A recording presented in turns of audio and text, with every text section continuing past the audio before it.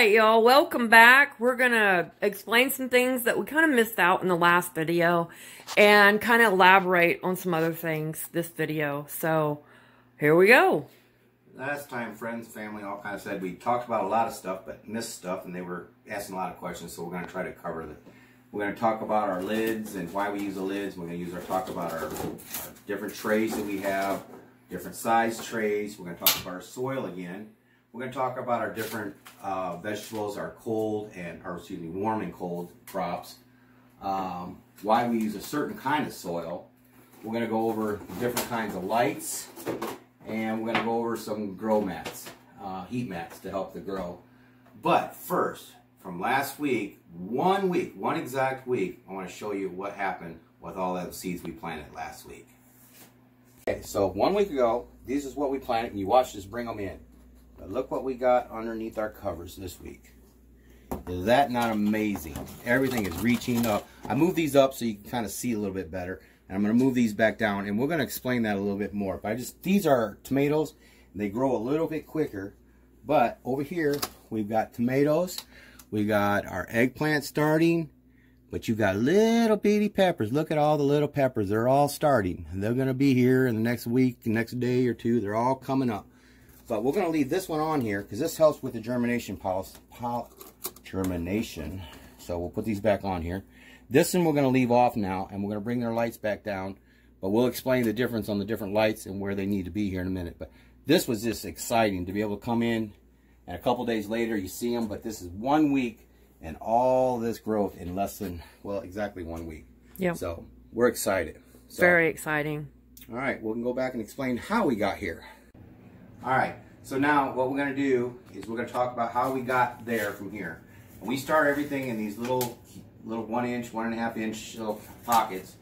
You can put 72 of them in here, but we always leave one open so we can water and we can kind of see where our water is. So as it drains down till there's nothing left, because you don't want standing water in here, because otherwise you get your seeds too moist, they'll actually rot. Just like if they were outside in the ground and you get too much rain, they'll rot. So we start all our seeds in here, and just like we was talking about last week, our dirt. And you want everything pre-moistened, just like the sponge. We talked about the sponge so it doesn't run off. But for those that didn't see it, everything's just kind of packed nice and soft, and it falls apart. So you want it to where it'll pack but fall apart. It's just like a damp sponge, like a dry sponge under a faucet. The water just runs off. Well, it's pretty much the same thing here. If this was dry, the water would just roll right off of it. So we want it where it's just slightly damp, and it'll suck that water right up from the bottom, and it'll just wick the water up. That helps you water your seeds where you want them, but not overwater your seeds. Another thing that we do is we use warm water in that dirt. Thank you. That was one of the things we left out last week. Everything grows from 50 to 70 degrees. Your plants all germinate better at around 70 degrees. So we had these under our grow lights, and we got them in a nice 70-degree room, and everything's perfect, and you pour a nice cold glass of water in there, you just drop your temperature of all your soil. So you're not helping your germination, you're actually hindering it. So warm water, kind of keep your plants nice and warm and steady.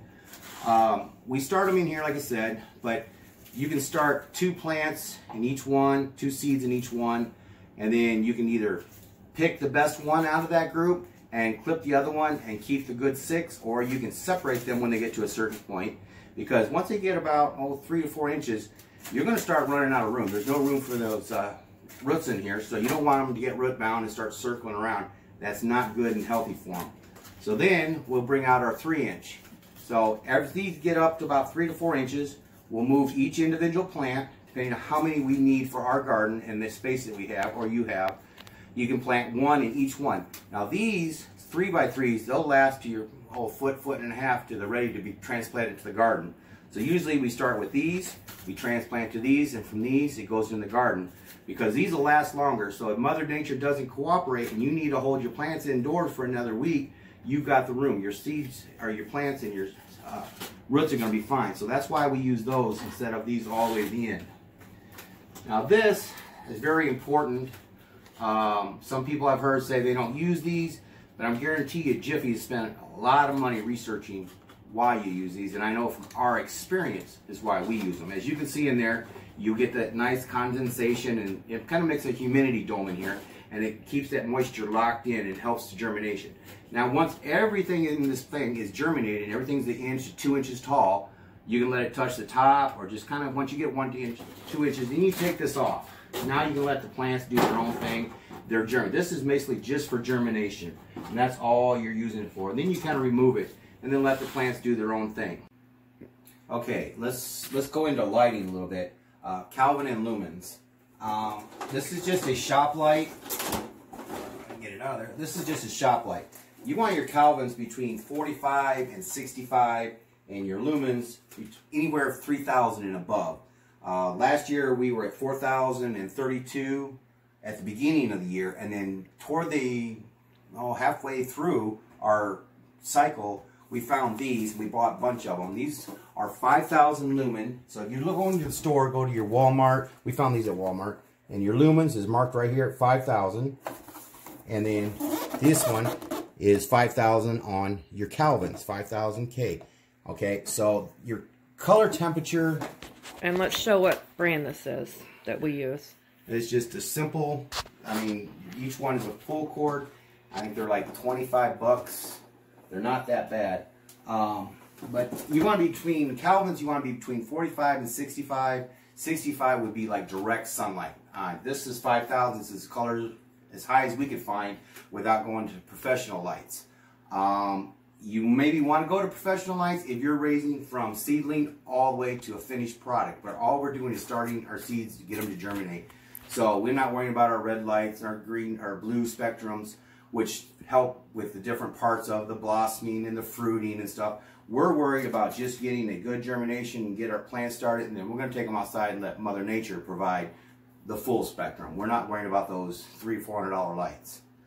Okay, so another thing I want to bring up is when we talk about lighting and the distance, it makes a difference, but also resting. Plants, just like people, need rest, so anywhere from 6 to 8 hours. Make sure you turn your lights off, like when you go to bed. When you get up in the morning, turn them back on. But if you forget, and there's any light anywhere in that room, those plants in a day will literally bend and go to that light, and then you got to start all over, bringing them back to where they were. So don't forget, and the best thing to do is just buy a cheap timer that you just set them for the same 6 to 8 hours every day, and you'll never have to worry about forgetting and them trying to find sunlight like I was talking about earlier. So as far as this, we talking about the different temperatures, not putting the cold water in. So we got different kinds of plants here. We started our warm plants already. Our eggplant, our tomatoes, and our pepper. Okay, we start these. These take the longest to actually get going. They need warm weather to grow. So that's why we start them indoors, because if we wait till we have 70-degree soil outdoors, it's going to really shorten down your growing space. So we're going to plant them now. We'll get 6 more weeks of growth and produce out of these. That's why we start them early. Now we also have what you call your cold weather crops, like your peas. We got our carrots. You got your radishes and your lettuces. These 50-degree weather soil, that's all you need. These will actually grow. So you wait till your ground's 50 degrees out there, and you plant these straight into the ground. A light frost will not hurt these. Actually, some things like your radishes, your beets, different stuff, Brussels sprouts, any of those kind of cold weather, they're cold weather and they will take it, but they'll actually feel better, taste better when you get a light frost on them. And then you're going to hear people talking about different stuff. Well, before that, you got your beans. These are a direct sow. You can do these in your cube, but they don't recommend it, and we just wait until the ground is warm enough, 65, 70 degrees, and they've always done well. They grow so quick that you don't need to worry about starting them indoors.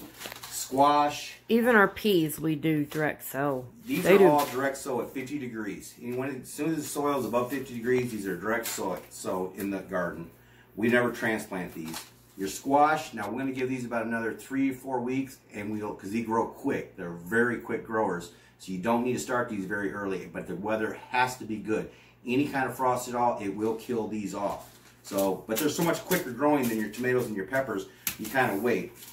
Then you got your borage and you've got your pansies and stuff that all go in early. your marigolds, and that's where you get into what some people call companion companion planting, and then you also have what's called intercropping. Depending on who you ask, intercropping is taking, say, a lettuce and a squash, and you're putting those together. Or you can take your tomatoes and run them up, you know, and you can plant something underneath them. Okay, everything has a purpose. If you're planting tomatoes, for example, and then you plant a row of carrots underneath, well, your carrots are going down, they're opening the soil, they're allowing oxygen, moisture to get down in there, which helps your root system of your tomatoes. So that would be a good consideration for intercropping. But if you really want to think about it, flowers, what they call companion planting, is your marigolds. Okay, well, they keep away certain pests, and the smell from different plants are strong, and they mask the odors of your squash. So maybe a squash bug can't find that for a bit longer because of the odor or the smell or aroma, however you want to say that, of that plant. But you got some that's borage, your pansies. Those are actually edible flowers. So are they intercropping? Are they companion planting? I don't know. So that's kind of up to you. But we've got a lot of stuff that we use for companion planting to keep the bugs away, but they're also edible, so I guess it could be under intercropping. And he knows more than I do, so. That right there is trying to get my attention. So we went over and see, we got the warm crops, the cold crops. What did I miss? Anything? What are we missing? Climatating. Oh, and now, before I forget, once these get out, and we've got when these come off, and we get these up and we transplant them into here, okay? We'll start with that. We'll go back to that real quick. Once they're in here, they're going to start getting tall. So now that's going to make a difference. When it comes out of here, it's going into the ground where Mother Nature is taking control. So if it's in a room where it's dead still all the time with no wind, what happens is it becomes very weak. In other words, first time a windy day comes, it's just going to break and snap over. So what we do is we put a fan near them, just oscillating fan, just blowing nice and easy, and it kind of makes these a little stronger. So when they go outside and they get a little bit of wind, it doesn't affect them because they've got this strength because they're used to movement, air movement around them. Yeah, which is huge. We're letting them know the wind is good. The wind is a good thing, so that's what we're doing. Fans on that is very, very important, and it's part of acclimating your plants. So once you get to that point, and we're taking these outside. They're coming from a perfect environment with our lights, and they're not direct sunlight. Like I said, we're at 5,000. Direct sunlight is like 6,500. So what you're going to do is you're going to take these out for an hour, and you're going to set them outside. Take the whole tray out, set it outside for an hour where it's getting some sunlight, and you'll naturally get some breezes through the day. But for an hour. And then the next day, you take them out for 2 hours, then 3 hours, then 4 hours. And you can do that up all the way to 8 hours. So you think, well, that's a lot of work every day. But consider the work you've already put into it and the benefits down the road, because if this breaks off, all that time you spent is now for naught. So it's better just be safe than sorry. And climatate them. Let them go outside and get used to that outside. And then if you've got a greenhouse or something of that similar, after about 8 days, then take them outside and leave them. Leave them outside so that way they're getting, Mother Nature is doing its normal thing. And by the time you're ready to put them in the ground, then you're ready. So you can either keep them indoors if you don't have a greenhouse, or buy a cheap, little plastic cover one that's out of the shelter of the rain and heavy winds, and you can leave them outside until Mother Nature allows you to put them in the ground. And then as soon as they're at 70 degrees, see, we're in 7A. You need to really check and see what your grow area is, because this area here, we're in 7A. And so our last frost date is around April 15th. So anytime after April 15th, it's okay to put them in the ground, but make sure you keep up with your weather channel and know what your weather's going to be that first week or two, because after that you're going to be okay. But your first week or two in the ground is going to be the most important. So make sure you take your time, let them get used to that outdoor, let them Mother Nature, let them get used to Mother Nature. Okay, one other thing I want to talk about is how we plant. Some people plant by the frost date, some people by the moon phases. We plant by the moon phases. That technique has been around since our forefathers. That's what they had. They didn't have fancy chemicals and scientific tools. But the tides come in and out. The moon controls this earth, the gravitational pull. So the only thing I can think of, and the way it's been explained, I guess, is that it pulls the moistures up into from the soil up, and helps germinate certain seeds at certain times. But the gist of it is, at the beginning of your moon to the full moon, that's your beginning part of it. That's when you're going to do all your annual flowers. You would plant your annuals that, for your yearly flowers. And you'd plant anything that's above ground, your tomatoes, peppers, squash, peas, anything that's going to be above ground. In the weaning part of the moon, from the full moon to the end of the moon cycle, that's when you plant everything that's underground. Your radishes, your beets, your carrots, and so forth, underground. Potatoes, anything underground. And also that's when you, your perennial flowers, you'll want to plant your perennial flowers during that same time. So your beginning of the moon cycle, your first 15 days of it, that's above ground, and your annual flowers on the last part of the moon, that's when you do your underground and your perennial flowers. Now, we talked about when you're acclimating, last year we bought a Walmart special little greenhouse that we thought would be great to move everything out to acclimate it. So we did our 1 day, 2 day, 5 days, 6 days, 8 days, and we moved everything out, and it went great. The problem is Mother Nature didn't cooperate that year. So we had everything out there, everything was acclimated. All we do is wait till after April 15th, and it was that week of, or the week, I think it was that week, we ended up with 2 days in a row that dropped down to low 20s.